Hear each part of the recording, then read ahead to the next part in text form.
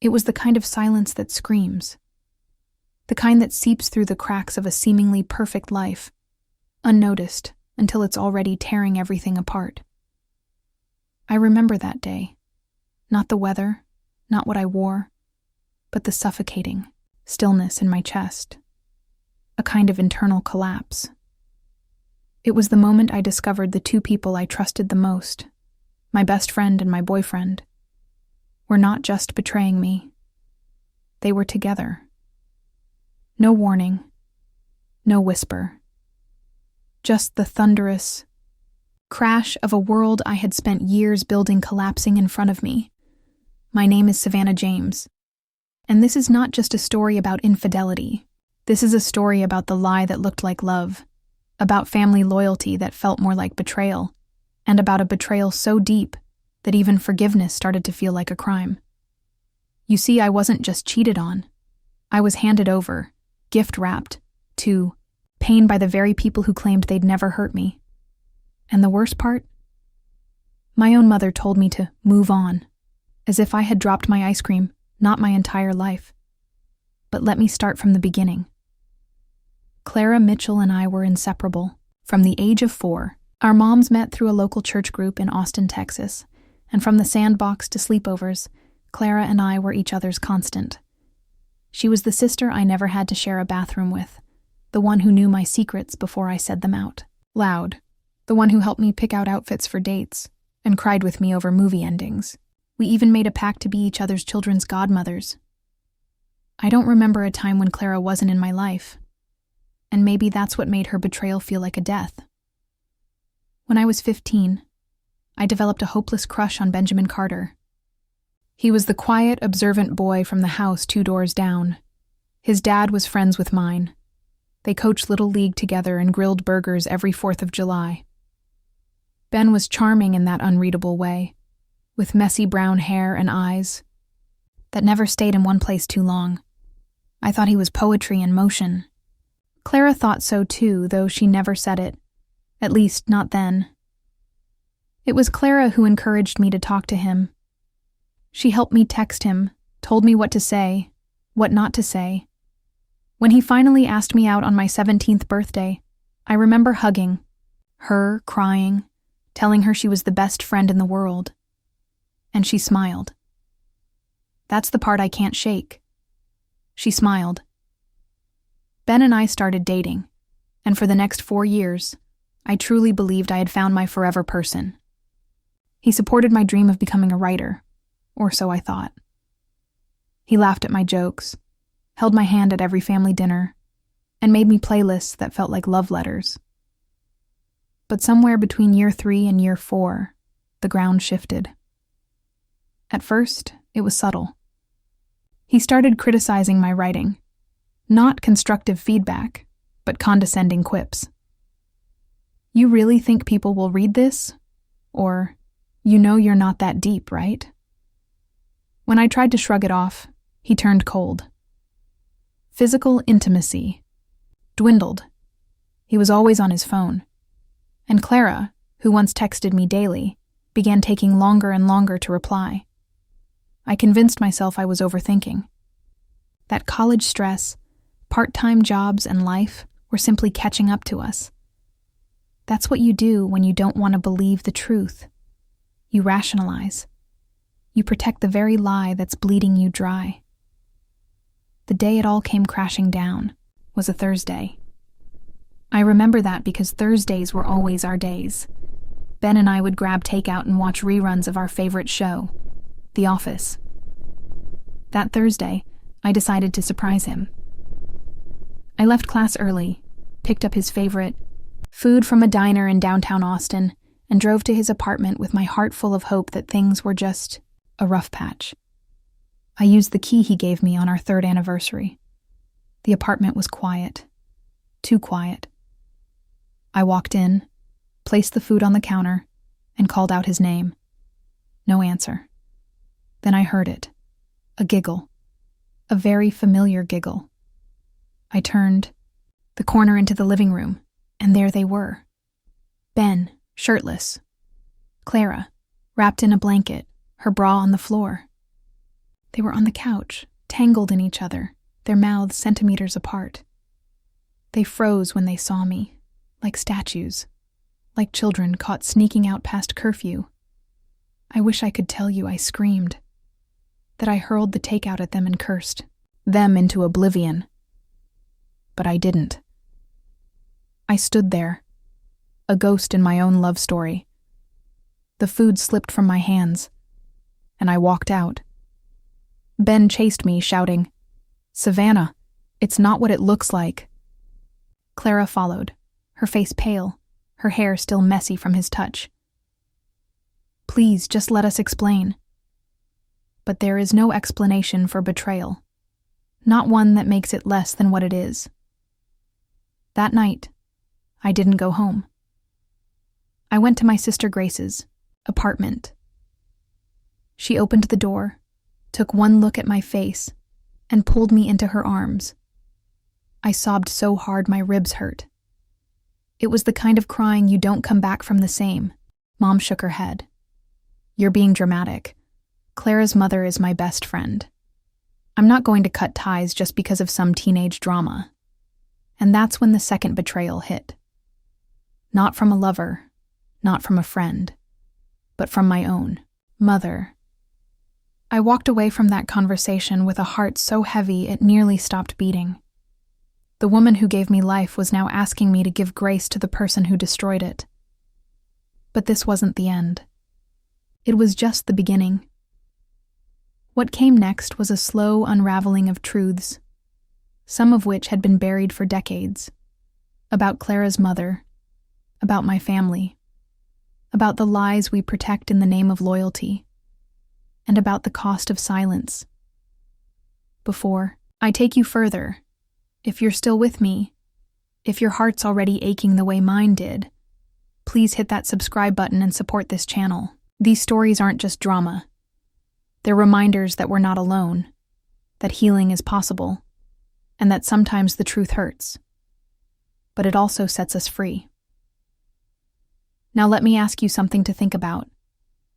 If your best friend and your partner betrayed you at the same time, who would hurt you more?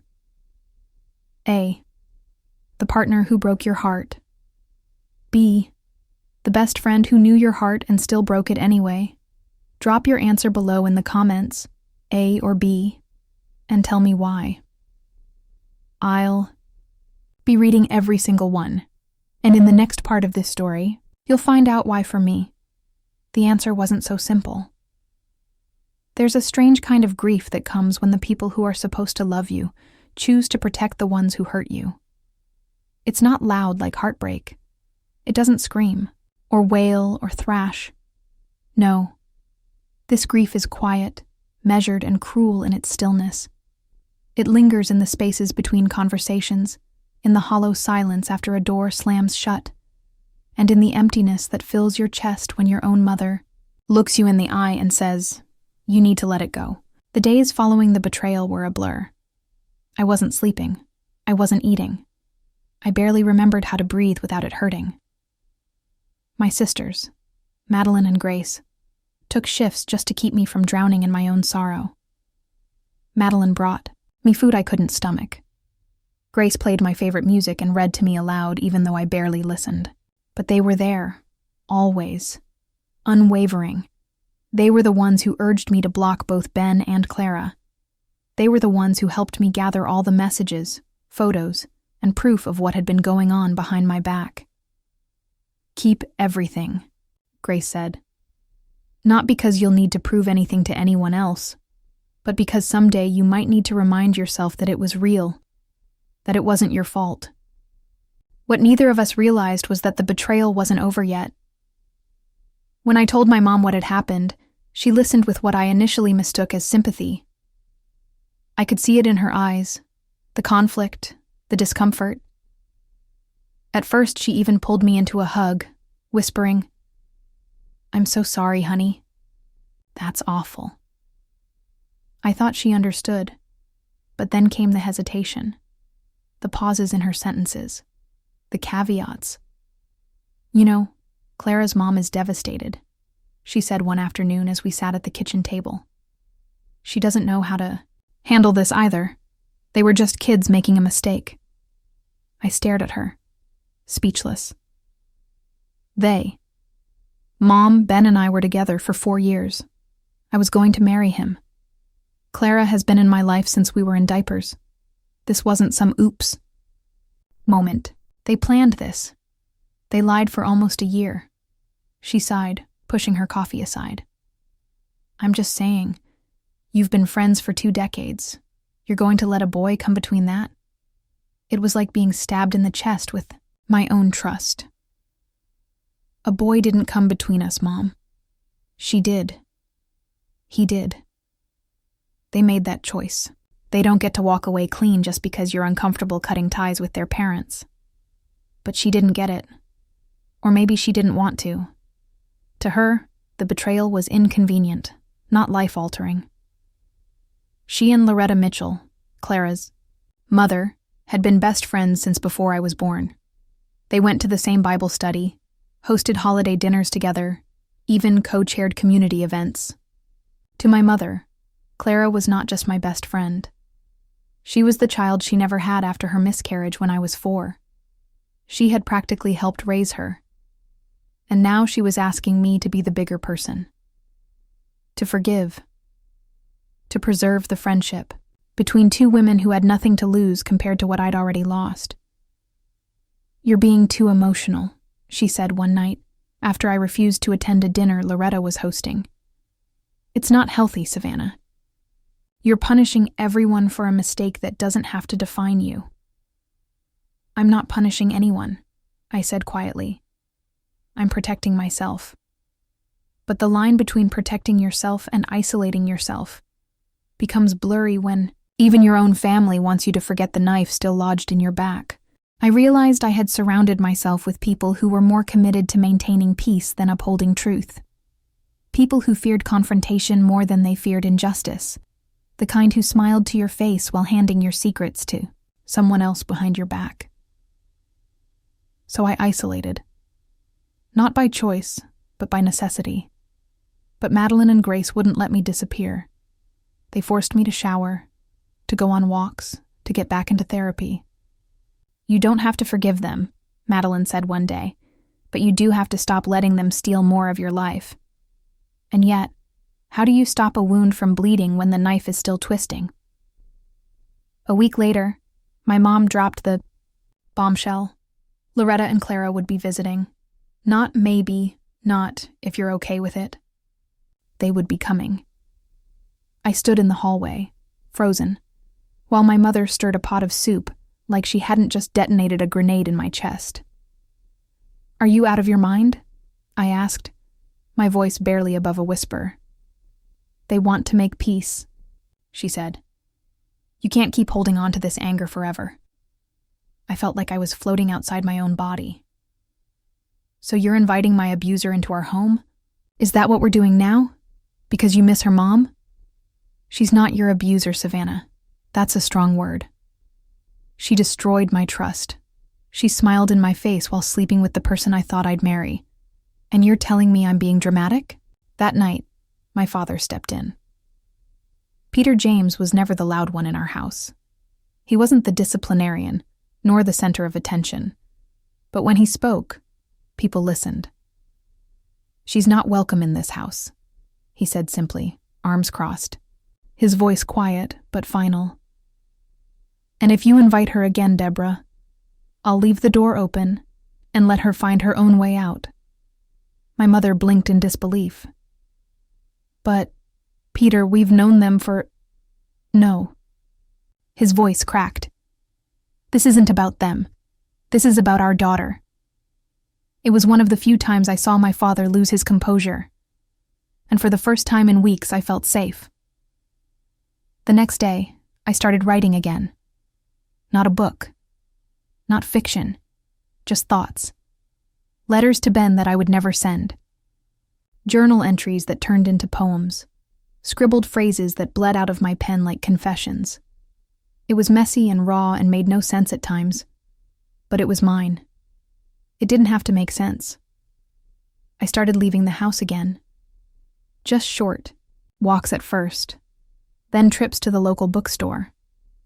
I even found a quiet little cafe tucked away near Lady Bird Lake that became my hideaway. The owner, an older woman named Jeanette, never asked questions. She just remembered my order and gave me the corner seat without a word. Slowly, something inside me shifted. The pain was still there, but it no longer controlled me. The anger still simmered, but it no longer consumed me. I wasn't healed, but I was healing, and then came the text. It was from Clara, just one line. "I miss you." I stared at it for a long time, heart pounding, thumb hovering over the screen. She missed me. The girl who laid next to my boyfriend and whispered in his ear while I planned surprise dates. The girl who held my hand while secretly holding pieces of my life behind her back. I didn't respond, because sometimes silence is the only language left when someone has already spoken so many lies. What hurt most wasn't even what they did. It was the realization that Clara had been capable of it all along, that I had loved someone who never truly loved me back, that I had confided in someone who viewed my pain as collateral damage for her own desire. It was like watching the slow decay of a childhood home, one you thought would always be there, only to realize the foundation had been rotting for years. And still, my mother kept pushing. Talk to her, just once, for closure. But I didn't want closure. I wanted respect. I wanted peace that didn't come at the cost of pretending nothing happened. So I created a new rule for myself. No more pretending. I wouldn't pretend I was okay just to make others comfortable. I wouldn't pretend I could forgive what was unforgivable just to keep the family dinners harmonious. And I wouldn't pretend that Clara and Ben were just mistakes when they were choices made in secret over and over again. I wasn't angry anymore. I was just done. Done waiting for apologies that would never come. Done seeking validation from people who invalidated my pain. Done living in a version of my life where everyone else's comfort mattered more than my truth. So I blocked Clara's number. For real this time. And then I opened my journal and wrote 5 words that finally felt like freedom. I choose myself from now. Because if no one else would do it, I would. In the next part of my story, I'll tell you what happened when I confronted my mother with a question she never expected, and how it unraveled decades of family secrets none of us were ready to face. There are questions we ask not because we want answers, but because we're desperate for the truth to match the version of reality we've created in our heads. I didn't ask my mother what she would do if my father cheated with her best friend, because I wanted to catch her off guard. I asked her because I needed her to understand, to step into the fire I'd been walking through and feel it, even just for a second. I thought maybe, if she felt what I felt, she would stop asking me to forgive the people who set that fire in the first place. But her silence was a stranger to me, and her eyes, once full of maternal certainty, looked elsewhere, like she was bracing for something bigger than she was willing to admit. Then came my father's voice, low and steady from the hallway. "You should tell her now. She's old enough to know." What followed was not a revelation. It was an unraveling. We sat in the living room that evening. No TV, no distractions. Just air thick with decades of withheld truths.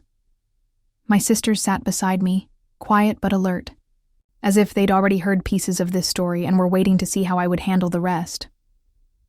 My father leaned forward, elbows on knees, voice carefully measured. "Loretta Mitchell has not always been who she pretends to be," he began. He told me that years ago, when I was just a child and my mother was still fragile from the miscarriage that nearly broke her spirit, Loretta became a daily presence in our home. She helped cook meals, she cleaned, she ran errands. She brought warmth into the coldness that loss leaves behind. My mother was grieving, and Loretta filled the void, at first like a friend. But then, as my father described it, something shifted. The warmth became possessiveness. the kindness grew into entitlement. She started inserting herself into private family moments, taking liberties, getting too close. And one night, when my mother was out of town visiting her parents, Loretta showed up drunk at our doorstep. My father paused, his jaw tight. "She tried to kiss me," he said. I pushed her away. She cried, apologized, swore it was the alcohol. "I told your mother," but Loretta convinced her it was a misunderstanding. I turned to look at my mom, who hadn't said a word. Her face was unreadable, but her hands trembled. "She denied it for years," he continued. "And even after Loretta admitted it happened, your mom forgave her, said we owed her too much." "Why?" I whispered. "Why would you keep her in our lives?" After that, it was my mother who answered, her voice small. "Because she was all I had." She explained that after her miscarriage, she lost more than just a child. She lost her sense of identity. Her friends didn't know how to comfort her. Her own mother blamed her. But Loretta didn't. Loretta stayed. She took care of the house. She took care of me. She made my mother feel like she wasn't alone in her grief. "She saved me," my mom said, eyes glassy. Or at least, I thought she did. It suddenly made sense why my mom was so desperate to hold on to that friendship, why she had kept pushing me to forgive Clara. It wasn't just about the betrayal. It was about a friendship she had invested in when her entire world was falling apart. She wasn't just afraid of losing Loretta. She was afraid of losing the last version of herself she remembered feeling strong. But to me, that strength looked like silence. It looked like enabling. It looked like her choosing Loretta again and again over the safety and healing of her own daughter. And then came the worst part. Clara had known about her mother's past. She knew that Loretta had cheated on her ex-husband, got pregnant by someone else, and tried to pass the baby off as his. When he found out, through a DNA test, he cut all ties. But the damage had already been done. Clara was 7 at the time, and though she rarely spoke of her father, she would refer to a mysterious Uncle Eric, who it turns out was likely her mother's ex-lover. I messaged her. I told her I wanted to meet. Alone. No Clara, no Mom, just the two of us. My sister Grace knew, and she insisted I record the conversation. Not for revenge, but to protect myself, emotionally, psychologically. I agreed. In Texas, recording is legal if one party consents. And I needed to hear Loretta speak without her usual theatrics, without the smoke and mirrors. We met at a small tea shop in Santa Monica. I had traveled there for a weekend getaway under the guise of clearing my head. Loretta arrived wearing too much perfume and a mask of serenity. She hugged me like nothing had ever happened. I sat down, pressed record on my phone under the table, and asked her the question that had haunted me for months. "Did you know about Clara and Ben?" She didn't flinch. She looked me dead in the eyes and said, "Yes." I blinked. "And you didn't stop it?" I told her it was wrong, she said. But she was heartbroken. She'd just gone through a breakup, and Ben was there. I thought it would pass. My chest tightened. "So you let her sleep with my boyfriend to get it out of her system?" "She was obsessed with him, Savannah. You don't understand what it's like to raise a daughter like that. She's so much like me. It scares me. I thought if I let her explore it, it would burn itself out." "And you said nothing?" I told her to keep it discreet. That was the moment I knew. I wasn't sitting across from a misguided mother. I was sitting across from a woman who believed control and protection were the same thing, who believed that emotional chaos was something to be managed, not healed. Then I pushed harder. "What about my dad?" She blinked. "What about him?" "You tried to destroy my parents' marriage, And then you inserted yourself into mine. The mask cracked. Her smile faded. Your mother is weak, she said, voice rising. She always has been. She needed me. I gave her everything. Her confidence, her home, her identity. She was nothing without me. I felt the heat rise in my throat. And you? You think you're better than her because you seduce married men and raise daughters who do the same? She stood abruptly. Your father doesn't deserve her, and you don't deserve to judge me. I left. I didn't throw anything. I didn't scream. I just walked away, phone in pocket, heart pounding like a war drum. When I got home, I played the recording for my mother. She listened without interrupting. Her face went pale, then red, then white again. When it ended, she sat still for a long moment before whispering. I believed in her. I know, I said. So did I. What happened next wasn't explosive. It wasn't a screaming match or a dramatic finale. My mom quietly picked up her phone, called Loretta, and told her to never come near her or her family again. There were no tears, no begging, just finality. After she hung up, she turned to me and said, I enabled a woman who used me to feel powerful. I hurt you because I was too afraid to admit that I was weak. I'm sorry. It wasn't perfect. It didn't fix everything, but it was the first time I saw my mother not as a betrayer, but as someone who had been betrayed too. She started therapy a week later. She began reaching out to old friends she had pushed away, friends who hadn't manipulated her, friends who hadn't tried to kiss her husband.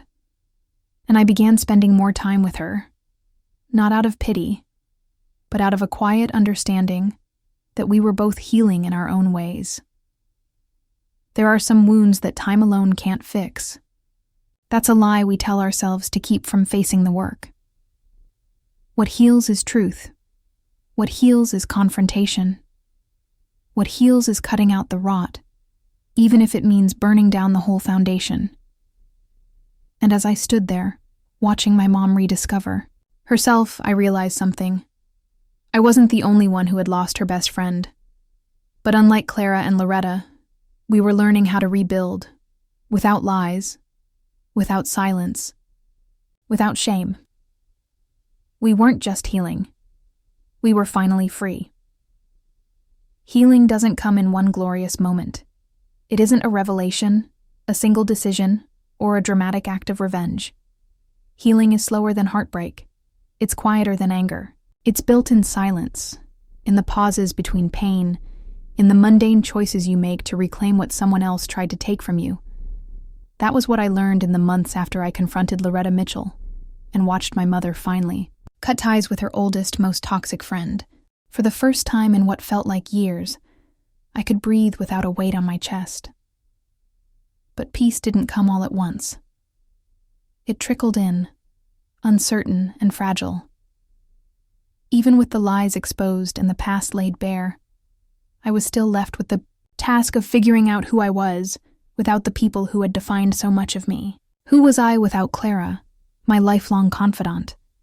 Without Ben, the man I once imagined growing old with? Without the version of myself who had believed that love and loyalty were enough to keep betrayal at bay?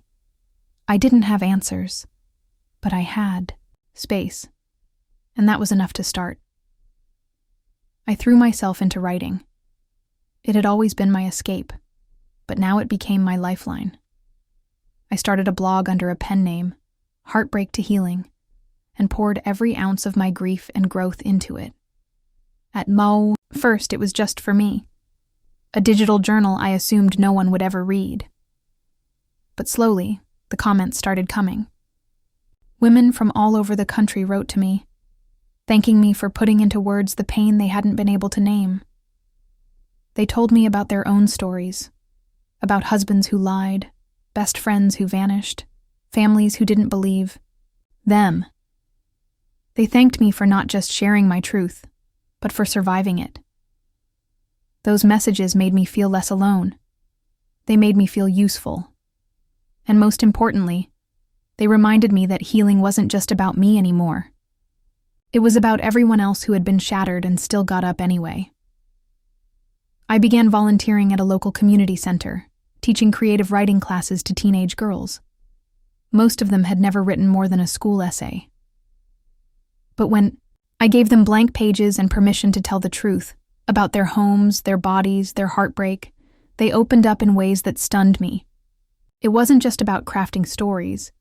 It was about owning them. About standing in front of their pain and saying, "This is mine. You don't get to silence me." Watching them blossom helped me find a version of myself I didn't even know existed. Not Savannah, the girl who had been betrayed, but Savannah, the woman who could hold space for others, who could take something ugly and spin it into something real, something redemptive. I started working out again, not to get revenge, or become hotter than Clara, or to prove anything to Ben. I did it because my body had carried so much grief, so much rage, and I needed to move it out. I took yoga classes, hiked through the trails outside Austin, and even tried paddleboarding on Lady Bird Lake. For the first time in ages, I felt present. I could feel my lungs expanding, my legs burning, my muscles waking up from the numbness of despair. Madeline and Grace remained my anchors. We went on a weekend trip to Sedona, Arizona, just the three of us. We didn't talk about the past much. Instead, we explored red rock canyons, watched sunsets in silence, and ate our weight in roadside tacos. One night, we sat under a sky so clear it looked painted, and Madeline turned to me and said, "You know, you're not the same person anymore. And I mean that in the best way." She was right. I wasn't the same. But I wasn't entirely new, either. I was somewhere in between, an in-progress version of myself, built from the ruins and still learning how to stand taller. And then, there was Noah Rivera. I met him at a local writers' event hosted by a bookstore downtown. He wasn't the loudest voice in the room. He didn't have the biggest resume or a best-selling novel, but he asked thoughtful questions. He listened like it mattered. He quoted Maya Angelou and Ocean Vuong in the same sentence and smiled like someone who had known pain but refused to let it harden him. We started talking. Then we started meeting up. Coffee, hikes, writing sessions. He never pushed. He never asked for more than I could give. When I told him what had happened, with Clara, with Ben, with everything, he didn't respond with pity or outrage. He just said, "I'm really sorry they couldn't see your worth. But I do. I didn't fall in love right away. I didn't want to. I was cautious, maybe even a little cynical. But there was something different about Noah. He didn't try to fix me. He didn't need to be needed. He simply stayed. And in a world that had been so loud with betrayal, his quiet consistency felt like safety. Intimacy was the hardest part. Not physical, emotional. After being stripped down and shamed by Ben, I had carried a deep fear that I was unlovable, that my body, my words, my dreams were too much or not enough. But Noah was patient. We talked about everything. About what made us feel good, what made us anxious, what we'd learned from being hurt. He once said, "Good sex is built on trust, not performance. And trust takes time." With him, it wasn't just different. It was healing. It wasn't fireworks. It was warmth.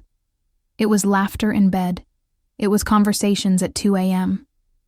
It was falling, asleep with a hand on my back and waking up to his breath against my shoulder. And through all of it, I kept writing. The blog grew. I was invited to speak at a women's event. My posts were shared by therapists and counselors. I even received an email from a publisher who wanted to compile my posts into a book. One night, I received a DM from a girl I'd never met. She said, "Your words kept me from going back to the man who broke me." "I owe you my peace," I cried. Not because I felt powerful, but because I finally understood that surviving isn't selfish. It's generous. Every time we choose to rise, we give others permission to do the same. But the past has a way of testing you just when you think you're free. On my birthday, Ben texted me. A long message. Too long. He said he missed me. Said that Clara had been there for him after the breakup. That she helped him heal and learn how to love better. He thanked me for teaching him what love was and said he hoped I'd find someone good enough for me someday. I showed the text to Noah. He read it and laughed. Well, he said, sounds like his gift to you is the reminder that you dodged a lifetime of this. I blocked Ben without responding. There was nothing left to say. Clara never reached out again. But I heard through the grapevine that her reputation had changed. She was no longer the golden girl. Someone at a party had called her a man stealer, and the label stuck. Her social circle had thinned. The whispers followed her everywhere. That wasn't my revenge. It wasn't even my concern anymore. I had stopped needing to see her punished to feel free. I had stopped measuring my peace against her downfall. Because real peace doesn't require someone else to lose. It just requires you to stop bleeding. For people who never once offered a bandage, I was building a life that didn't include Clara or Ben. A life that didn't revolve around betrayal or survival or proving anything. A life that was just mine. Authentic, sometimes messy, but fully chosen. And I realized something else too. You don't always get justice. You don't always get closure. But you can get clarity. You can get freedom. You can get yourself back. And sometimes, that's more than enough. Poetic justice doesn't always look the way we think it will. There's no grand applause, no cinematic moment of vindication where the cheaters beg for forgiveness while you stand, glowing and untouchable, in the ruins of their regret. Real justice, the kind that seeps into the cracks of your soul and softens the scars, is quiet. It's watching. Someone who broke you fumble through their own unraveling. It's not revenge. It's revelation. A few months after Ben's awkward, self-congratulatory birthday message and the cold silence that followed, I began to hear whispers. Stories floating in from mutual acquaintances I hadn't spoken to in over a year. Stories about Clara, about her reputation, about the subtle but growing discomfort that followed her into rooms where she once belonged. Apparently, at a friend's party, she had gotten into a loud and very public argument with another girl, a girl who accused her of flirting with her boyfriend. People tried to calm things down, but someone, somewhere, muttered, "Well, what do you expect from a man-stealer?" The words landed with a weight Clara couldn't shake. They clung to her, followed her, defined her. And for the first time, she couldn't outrun the truth. Clara had always been magnetic, always pulled people toward her with ease. But now the charm was cracked. The shine had dulled. What had once looked like confidence now looked calculated. What once passed as flirtation now came off as threat. She wasn't the girl everyone wanted to be anymore. She was the cautionary tale they whispered about after she left the room. I didn't celebrate it. I didn't post about it or feel a surge of triumphant joy. I felt detached. Not indifferent, but distant. It no longer had anything to do with me. Her fall from grace wasn't my victory. It was her mirror. Ben, as far as I knew, was still with her. They kept a low profile, barely posted anything online anymore. A mutual friend who hadn't picked sides told me Ben had changed, quieter, less confident. Apparently his professional circle had picked up on the drama surrounding him and Clara. He lost out on a job opportunity with a firm that prided itself on integrity and workplace harmony. It wasn't public, but it was clear. Word had spread. Again, I didn't gloat. I didn't need to, because the most profound revenge was never going to be their misery. It was always going to be my joy. By this point, my book had been picked up for publication. The blog-to-book project I'd poured my soul into, the collection of essays and letters and stories that started from a place of agony, was now reaching thousands. The Girl Who Watched the World Burn and Then Rebuilt It. That was the title. Bold, raw, maybe even a little dramatic. But it was true. It was my truth. The book found its way into online book clubs, podcasts, even classrooms. I was invited to speak at a university about resilience through storytelling. Standing in front of a lecture hall full of students, talking about vulnerability and betrayal and the alchemy of turning pain into purpose. It didn't feel like healing. It felt like transformation. I hosted writing workshops. I built an online community where women, and even a few men, could write their stories anonymously or publicly, share resources, and build each other up. Every week, I got messages that reminded me why I kept going. A nurse in Montana who left her toxic marriage after reading one of my chapters. A teacher in Florida who'd started therapy for the first time in her life. A college student in Chicago who said, "I thought I was weak, but you made me realize I was just hurt, and hurt people can heal." Noah was by my side through it all. Quietly encouraging, never trying to steer or control, just there. He read every draft, every blog post, every tear-stained late-night paragraph I wrote. He was the first person to call me an author before the book deal even happened. "You don't need a contract to be what you already are," he said. Our relationship wasn't perfect. It was human. We had disagreements, moments of insecurity, fears from old wounds that sometimes resurfaced. But we talked through them. And more than anything, we respected each other. With Noah, I never felt like I had to shrink myself to be loved. I could be messy, brilliant, exhausted, radiant, all of it. And he stayed. One of my proudest moments came unexpectedly, during a quiet afternoon with my mother. We'd been rebuilding our relationship piece by piece, not ignoring the past, but not letting it hold us hostage either. Therapy had helped her see just how deeply she had wrapped her identity around Loretta, how much of her validation came from that toxic friendship. She was learning to forgive herself. And I was learning to see her not just as my mother, but as a woman who had been hurt, just like me. That afternoon, she handed me an old photo album. Inside were pictures from my childhood. Birthday parties, school plays, camping trips. There was one picture of me and Clara, both in matching fairy wings, holding hands like we had the entire world ahead of us.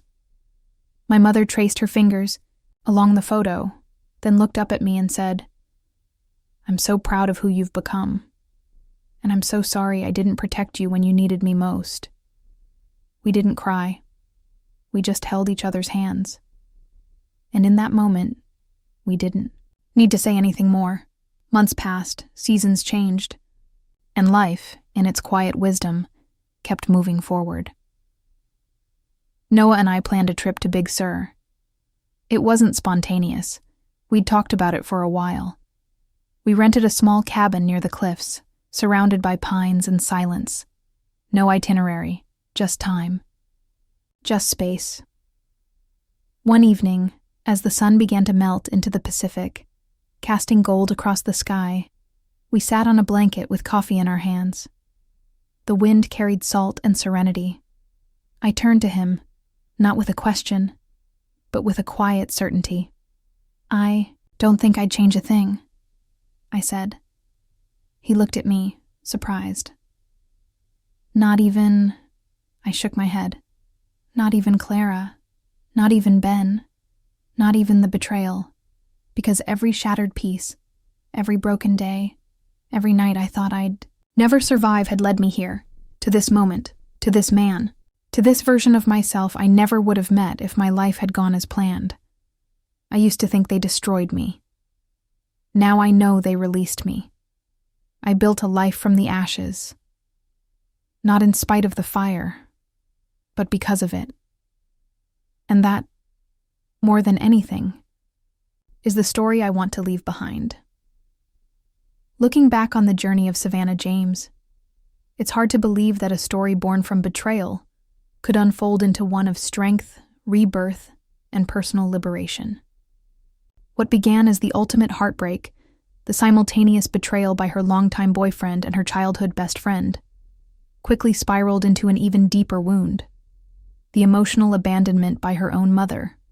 Savannah was forced to navigate a brutal storm of loss, not only of love and friendship, but of trust, security, and identity. Yet through every painful chapter, she uncovered something more valuable than any apology or reconciliation: the power of choosing herself. The betrayal by Ben and Clara shattered Savannah's world. 4 years of love, trust, and shared dreams were replaced overnight by silence, cold avoidance, and half-hearted justifications. Clara, the friend who once held Savannah's hand through every hardship, became the girl who laid in her boyfriend's arms while Savannah planned their future. Ben, the boy who promised forever, became just another face in the long line of men who mistake desire for devotion. Their affair wasn't just an act of infidelity. It was a carefully sustained deception that eroded Savannah's sense of self. But the pain didn't stop there. Savannah's own mother, Deborah, pleaded for peace, for forgiveness, not for her daughter's healing, but for the sake of maintaining a long-standing friendship with Clara's manipulative mother, Loretta. What Savannah uncovered in that confrontation was far more than a plea for grace. It was a web of unresolved grief, codependency, and past infidelities that had shaped her mother's own life. Loretta had once tried to destroy Deborah's marriage. Clara, raised in that same energy of secrecy and entitlement, carried the emotional DNA of betrayal. Savannah could have collapsed under the weight of it all. Many would have. But instead, she chose a path that demanded more courage than vengeance. Self-discovery, she wrote. She cried. She isolated, then emerged. She sought therapy. She helped other women tell their stories. She traveled, reconnected with her sisters, and ultimately rebuilt her life from the inside out. In Noah Rivera, she found not a savior, but a partner. A man who saw her as whole, even when she still felt like broken pieces. Through him, she discovered intimacy that was rooted in respect, vulnerability, and communication. Savannah's healing didn't come because those who hurt her suffered. It came when she realized that their actions no longer had the power to define her. Clara's reputation crumbled. Ben's career stalled. Loretta lost her standing. But none of it brought Savannah peace until she stopped seeking justice in other people's pain and started finding it in her own growth. Now, her story lives on not just as a cautionary tale, but as a guidepost for anyone who has ever been left in the ruins of a love they thought would last. Her blog became a community. Her book became a beacon. Her story became a testament to the truth that healing is not about erasing pain. It's about building a life so beautiful that the past has no room in it anymore. The lesson? Betrayal may break you, but it does not get to bury you. You are allowed to mourn, to scream, to crumble, but you must also rise. The people who lie to you, cheat on you, abandon you, they do not get to decide your worth. And forgiveness isn't owed to anyone who hasn't earned it. What Savannah's story teaches us is that boundaries are not bitterness. Saying no is not revenge. Cutting ties with toxic people, even if they share your blood or history, is not cruelty. It is survival, and it is strength. So how can you apply this lesson in your life? Ask yourself, what pain am I still carrying that isn't mine to hold? Whose expectations am I still trying to meet at the expense of my own peace? Healing starts when you stop giving your power to people who never deserved it in the first place. Now, here's a question for you. If you had to choose one source of betrayal to heal from first, which would it be? A. The betrayal of a romantic partner. The betrayal of a best friend. Comment your answer below, A or B. and tell us why. Let's open up the conversation together. What about you? Have you ever had to cut off someone you once called family? Have you ever been pressured to forgive someone who didn't even apologize? Share your story or your thoughts in the comments. You never know who might need to hear your words today. And if you found value in this story, if it moved you, challenged you, or reminded you of your own strength, please hit that subscribe button and support the channel. Every like, comment, and share gives us the motivation to keep telling stories that matter, stories that heal. Stay strong, stay true, and remember, you get to write the next chapter.